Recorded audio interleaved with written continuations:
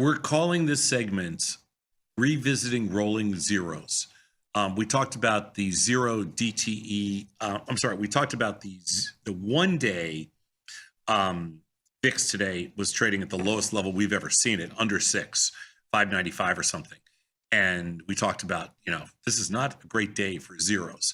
We also talked about, funny thing is we also talked about rolling zeros in the past. And what that means, by the way, is if you put a trade on and it's a zero DT trade and you make some money on it and you want to just push it further along, or you want to change the strikes, or you take a profit, you want to, do something else with it. Our research in the past has shown that it's not, you're better off being one and done than you are trying to be a hero and do multiple trades in a day. You remember this, right? Yep. Okay. So what we're going to do today is we're going to revisit that because we have a lot more data than we had before. Beautiful. Let's go to the next slide. And we're going to see if the results are the same.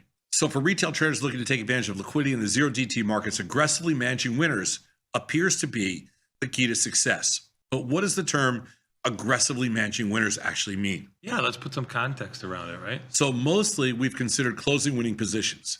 But if it's still early in the day, rolling the strikes to try for another win sounds like it's an appealing approach.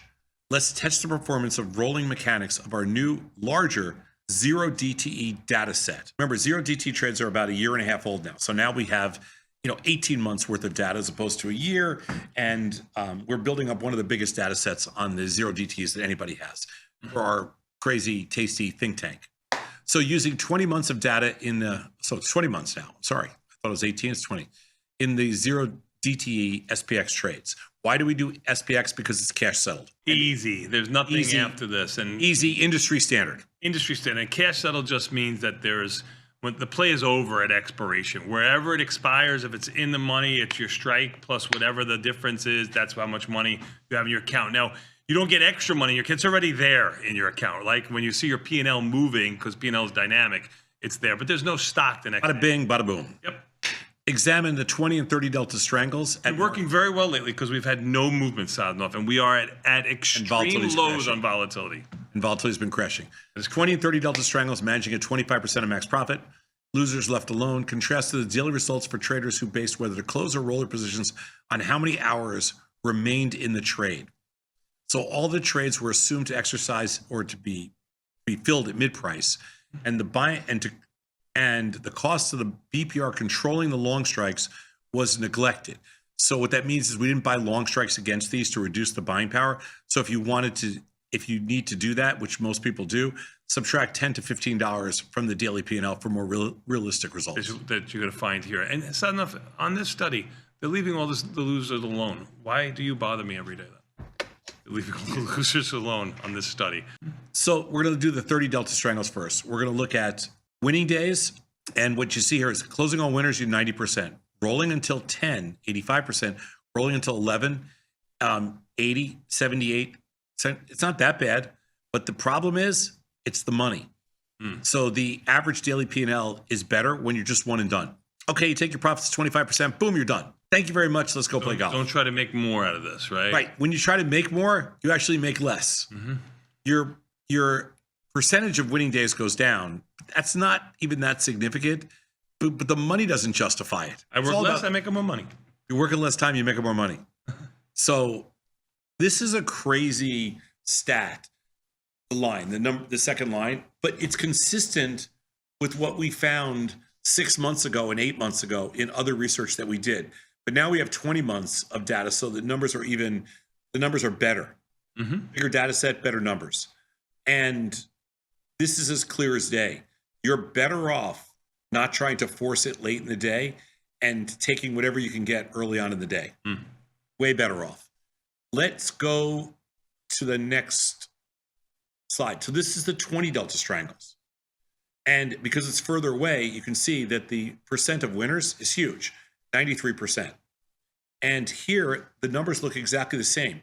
The average daily P&L, because you're collecting less money, is $48 instead of $78. But all the other numbers are significantly lower.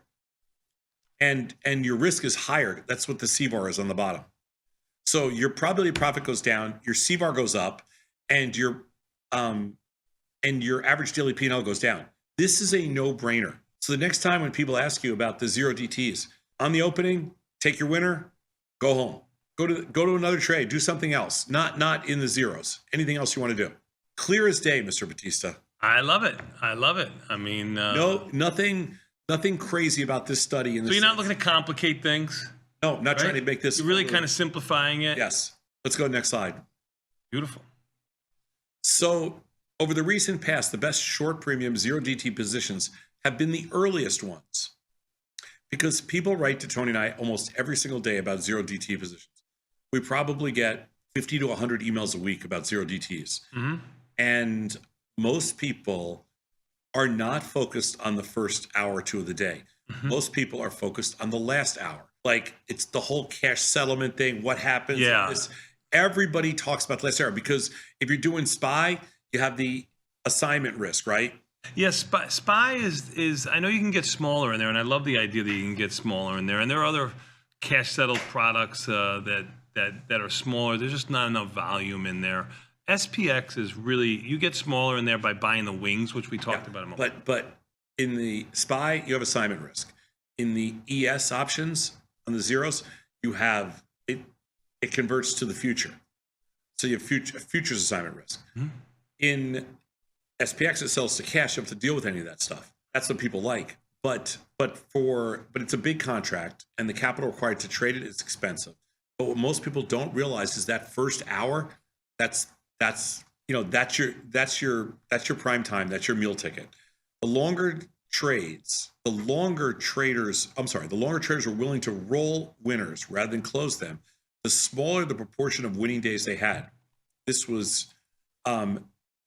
generally knocked down their average P&L.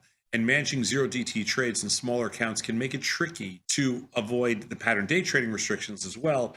So you want to be careful there. Fortunately, for the little guy, simply closing winners and walking away appears to be the best thing to do with a winning zero DT trade. What's your takeaway on this, Saznov? You have to be careful if you have the pattern day trading rules, because you don't want to shut your account down, and there's nothing we can do about it. We're really hoping. And that's IRA also. Like, if you're under 25,000 in an IRA, you're going to have the same. What we're really hoping for is that with the new SEC person, we can finally make some inroads with respect to pattern day trading rules. We don't know if that's the case. We're just hoping.